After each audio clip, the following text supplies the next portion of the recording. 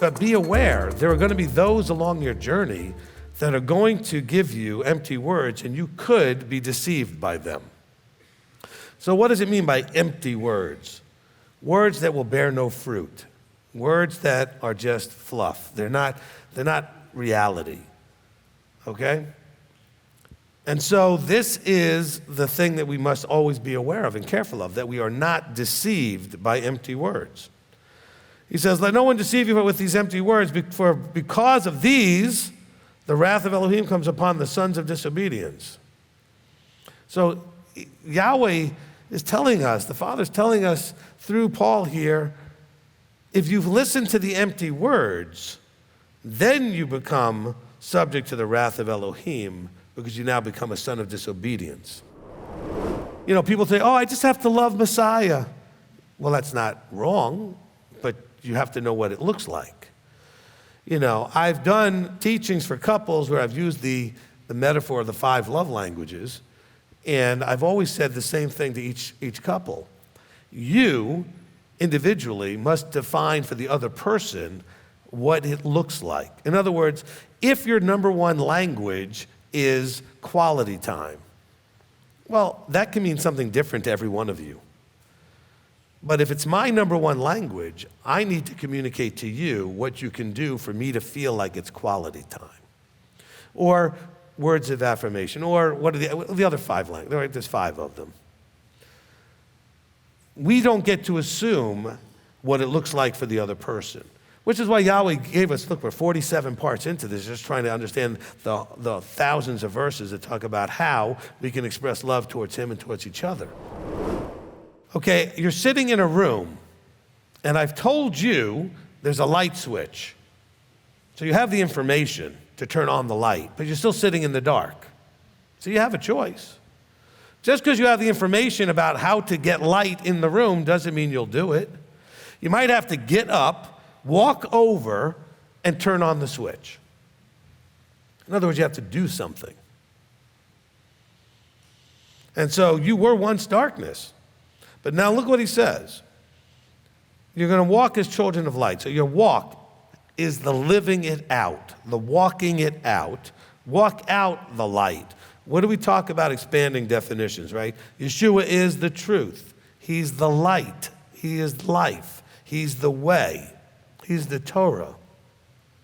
So when it talks about walking as children of light, children of truth, children of Torah, children of Yeshua, children who are walking out covenant.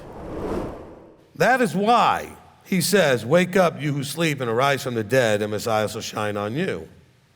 Wake up. Look, you need to understand that whether you're physically awake or not, you could be sleepwalking. In other words, you're going through life in an unconscious, sort of mechanical, triggered way, responding just to stimulus around you without any conscious, real decision about it. And he wants you to wake up. He wants you to see light versus darkness so that you can choose light and not choose darkness.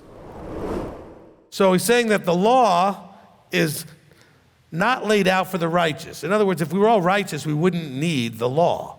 We'd already be living that way. But since we don't have that default behavior in us, he gives us the law to tell us which is which. Okay? So again, people will read this and say, well, but we're all righteous now because we have Messiah's righteousness in us and blah, blah, blah, so we don't need the law anymore. No, the law is still the law. Look, I don't need to look at the law every week to remember to keep Shabbat. It's now part of me. I don't need the law in my face or written down and carried around with me to remember to eat appropriately or to know not to commit murder or adultery or steal or whatever. But it's there as a reminder, and it's there to set down the reality for me of what the law is. But those of us that all were doing all of those things beforehand come to realize they're wrong to do because the law tells us so. Because it wouldn't take much for you to end up in that place. You spend time with people, the influence is there. We used to spend time, my wife and I, back in the day, we spent time with people who were Sabbath keepers up to a point, but they would go on a Friday night to a restaurant, pay the bill real quickly, and then sit there after sundown eating. Because in their mind, I paid already.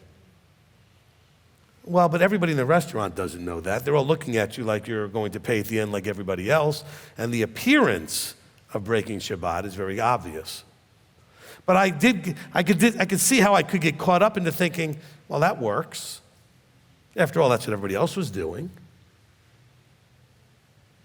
And so we have to be careful. We can get caught up into these things. You can't tell me that when you go on YouTube and you pull up all these different teachers that they're all teaching the same. They're not. Some things are the same, some things not. We're not on the same page in a lot of very big ways. And yet, we're missing the point. We're trying to be, I shouldn't say we, there are teachers out there, the majority, that are trying to be as inoffensive and open and welcoming so that more people, I guess they think numbers is so important, so more people will come and be comfortable. I'm going to say something here. I'm not here to make you comfortable. I know you find that shocking. I know you find that shocking that I'm not interested in making you comfortable.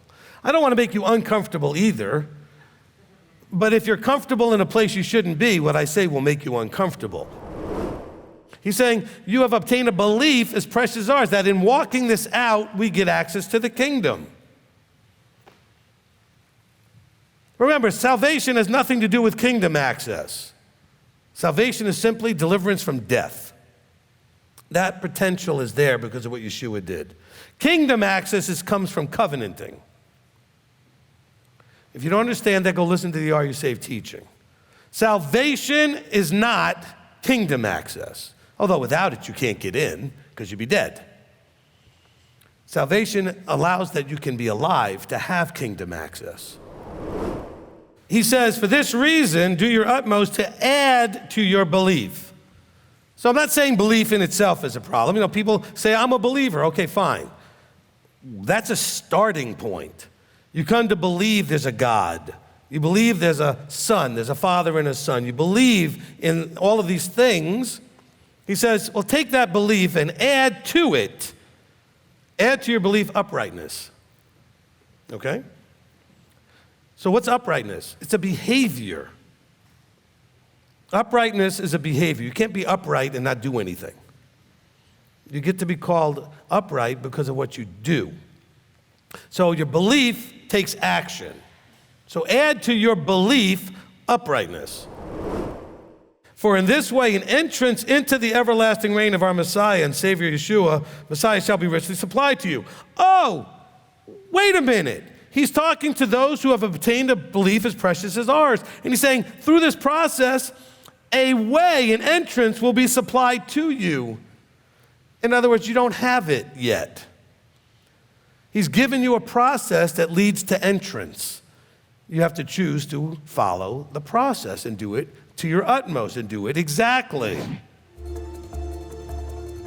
There's no once saved, always saved here. It's not like, hey, you have belief, so you're in.